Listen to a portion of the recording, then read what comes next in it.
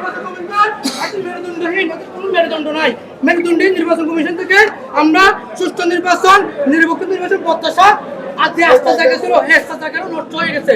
এই আস্থার জায়গা নষ্ট হওয়ার একমাত্র কারণ হচ্ছে এই নির্বাচন কমিশনের কাছে একটা প্যানেলের বিরুদ্ধে 8টা আচরণবিধির অভিযোগ এসেছে। এই 8টা আচরণবিধির অভিযোগ যে শাস্তি, সেই শাস্তি সারা নিশ্চিত করতে পারে নাই, কারণ একটা বিশেষ গোষ্ঠীর সুবিধা দেওয়ার সত্ত্বে এই প্রশাসন জামাতি প্রশাসন, এই নির্বাচন কমিশন মেরুদণ্ডহীন নির্বাচন কমিশন।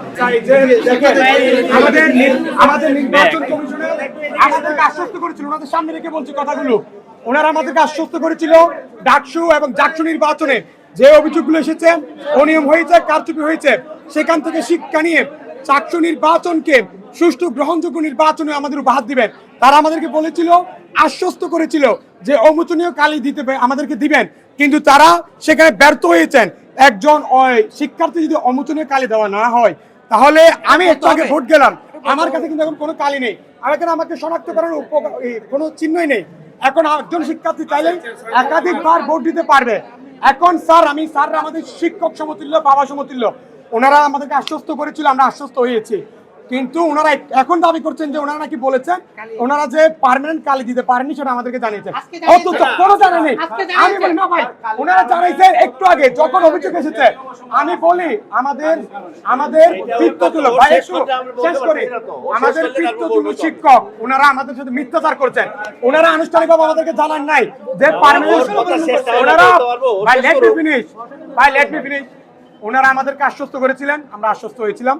আমাদের যে আকাঙ্ক্ষা ছিল সুষ্ঠু নির্বাচন, ওনারা আমাদের বলেছিলেন যে ডাকসু এবং জাকসু থেকে শিক্ষা নিয়ে আপনার পার্মানেন্ট কালি দিবেন, কিন্তু সেটা ওনারা পারেননি এবং ওনারা অলংকার হিসেবে এটাকেই বলেছেন যে এটা এমনি দেওয়া হয়েছে।